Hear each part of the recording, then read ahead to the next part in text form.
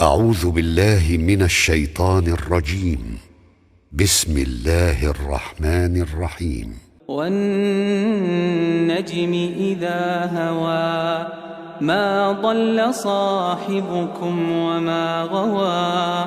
وما ينطق عن الهوى إن هو إلا وحي يوحى علمه شديد القوى ذو مرة فاستوى وهو بالأفق الأعلى ثم دنا فتدلى فكان قاب قوسين أو أدنى فأوحى إلى عبده ما أوحى ما كذب الفؤاد ما رأى أفتمارونه على ما يرى ولقد رآه نزلة أخرى عند سدرة المنتهى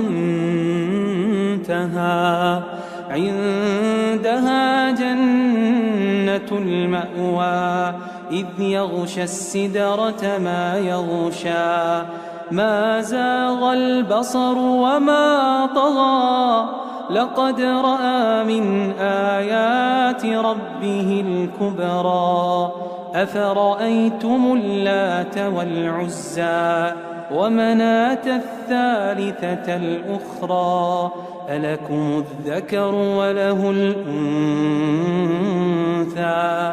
تلك إذا قسمة ضيزى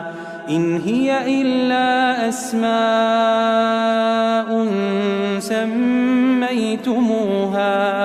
سميتموها أنتم وآباؤكم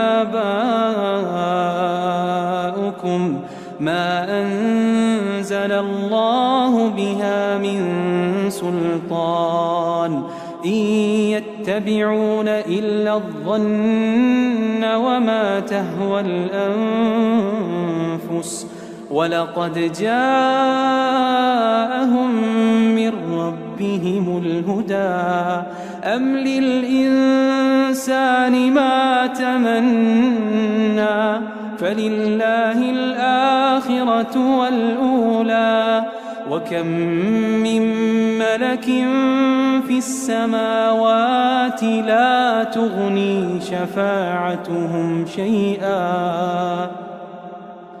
لا تغني شفاعتهم شيئا إلا من بعد أن يأذن الله لمن يشاء ويرضى إن الذين لا يؤمنون بالآخرة ليسمون الملائكة تسمية الأنثى وما لهم به من علم إن يتبعون إلا الظن وإن الظن لا يغني من الحق شيئا فأعرض عمن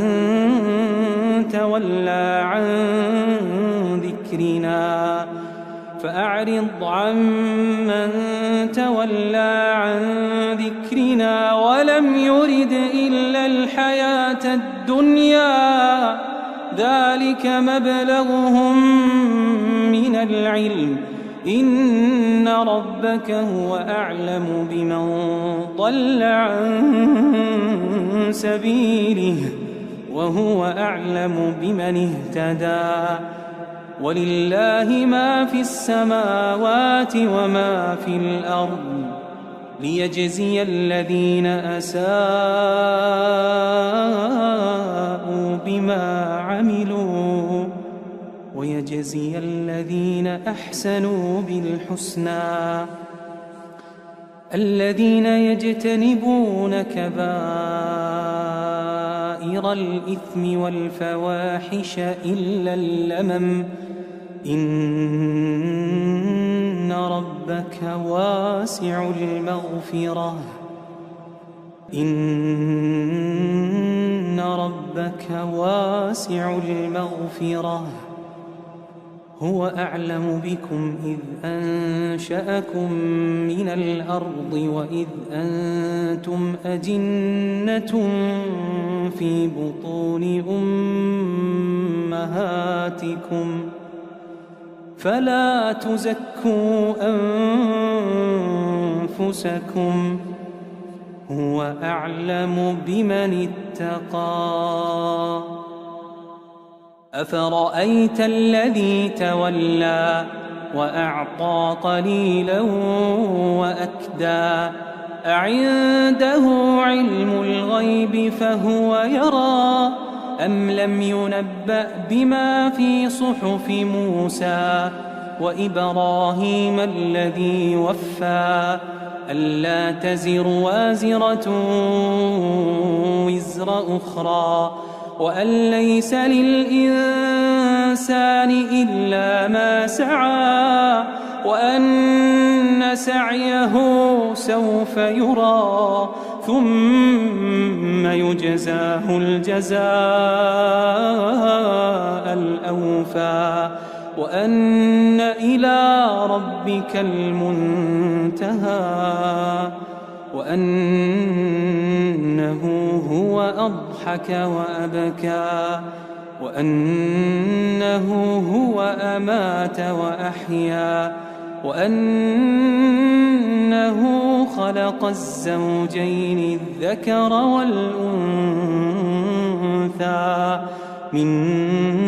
نطفة إذا تمنى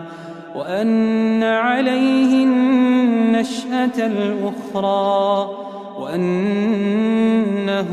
هو أغنى وأقنى وأنه هو رب الشعرى وأنه أهلك عادا الأولى وثمود فما أبقى وقوم نوح من قبل إنهم كانوا هم أظلم وأطغى والمؤتفكة أهوى فغشاها ما غشا فبأي آلاء ربك تتمارى هذا نذير من النذر الأولى أزفت الآزفة أزفت الآزفة ليس لها من دون الله كاشفة أفمن هذا الحديث تعجبون وتضحكون ولا تبكون وأنتم سامدون فاسجدوا لله واعبدوا